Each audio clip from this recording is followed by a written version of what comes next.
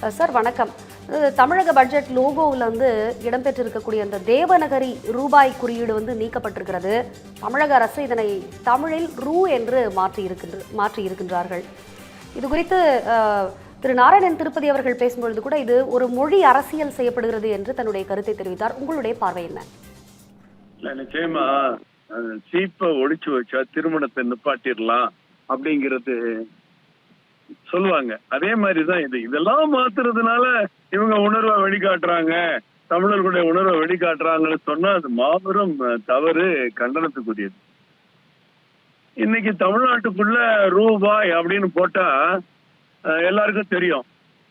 இதே ரூபாய்னு போட்டு மத்திய அரசு ஸ்டேட்மெண்ட் ஒரு இதை அனுப்புறாங்க, வெளிநாட்டுக்கு அனுப்புறாங்க, ஒரு பேங்க் அனுப்புறாங்க, அதெல்லாம் ரூபாய்னு போட்டு மற்ற ஆங்கிலத்திலயோ மற்ற மொழிகள்லயோ அனுப்புவாங்களா? ரூபாய்னு தமிழ்ல போடுறத நம்ம ஒண்ணு யாரும் ஒரு தவறா நினைக்கலாம். எதுலதான் அரசியல் பண்றீங்க? இதெல்லாம் அரசியல் பண்றதுல என்ன லாபம் கிடைக்கப்படும்? மக்கள்கிட்ட நாங்க பாருங்க அப்படி எல்லாம் பண்ணிட்டோம்னு சொல்றதுல என்ன நியாயம் இருக்கு?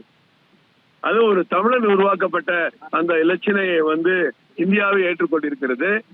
இதுல கூட நீங்க ஏற்கனவே இவங்க எல்லாம் கூட்டணி ஆட்சியில ஒன்னா இருந்தா அப்பெல்லாம் அது மத்திய அரசு. ஆனா இவங்க கூட்டணியை விட்டு வெளியே பாஜக ஆட்சி வந்த பிறகு மத்திய அரசுக்கு பதிலா வேற ஒரு இதை சொல்லுவீங்க. நீங்க கேட்டா யூனியன் கவர்மெண்ட்னு சொல்லுவீங்க. அந்த அடிப்படையில தான் இதையும் பாக்குறேன். இதெல்லாம் மக்கள் வேடிக்கை பார்த்துட்டு இருக்காங்க. உங்களால இப்படிதான் செய்ய முடியும், எதெல்லாம் செய்ய முடியும், இதைத்தான் நீங்க செய்வீங்க. இது செய்யறதுனால பெரிய மாற்றங்கள் தமிழ்நாட்டுக்கு ரூபாய்னு தமிழ்ல போட்டா கூட 1,00,000 கோடி வந்துருதுன்னா நம்ம சந்தோஷமா ஏத்துக்கலாம். இதுல கூட உங்க வெறுப்பு அரசியலை காட்டுறது வேதனை தருகிறது என்பதைத்தான் நான் தெரிவிக்கிறேன்.